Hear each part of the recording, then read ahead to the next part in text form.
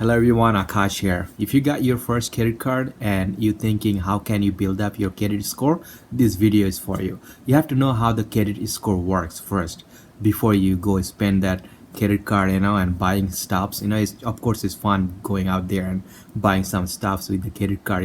It doesn't feel like real money. That's where most of the people, even personally myself, when I was early 20s, make the mistake, run up the credit card, like the balance, I hardly have any balance left on the card.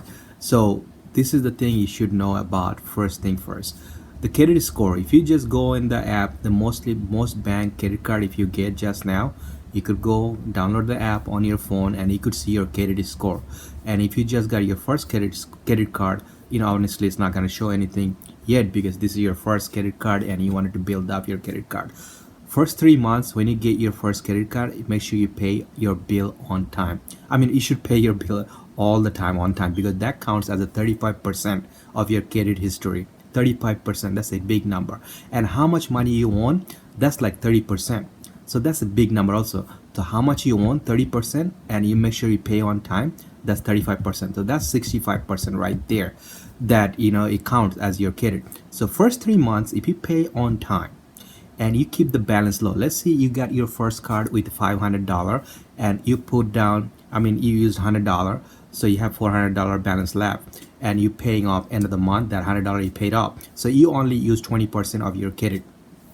That's mean you're like a reliable borrower, so you're using it responsibly. So what they do, I personally see it like if you do that in 3 months, they probably gonna increase your credit limit to, if they started with 500, they might increase to 1,000. Maybe they increase to 2,000 because you only spending 20% and your credit score gonna go up pretty fast because you're keeping it low balance and you're paying it on time. Again, 10% they count as your new credit history. They count as a 10%. But if you look at your credit score, you go on your phone and you check your credit score, and if it says 300 to 499, that's very poor. Highly unlikely any borrower gonna give you any money for that. If it says poor, means like if you have 500 to 600 score, if you have, still that's not good. Even you could get it, like if you're going to buy a car or something, if your credit score like 500 to 600, they might, very few company out there gonna give you money to finance a car, and they will might charge you 20% or 25% interest. See how much money is going to cost you in long run if your credit score is poor.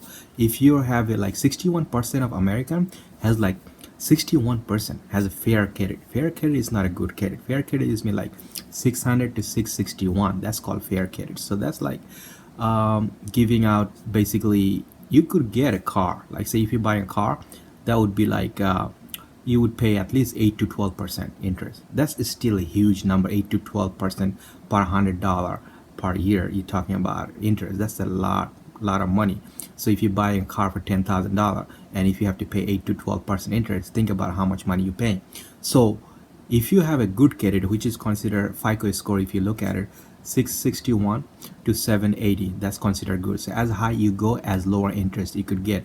So let's say if you're after using a new card for 3 months, you keep the balance low, 20% and less, and you check out your app and your score went up to 700. Okay, let's say it says 700. So now what does that mean? 700, you could go to, I'm giving you could go buy anything, but I'm just saying you just go buy a car. 700 score, more likely some like companies might give you for like 5% or 6% interest. They give you a car.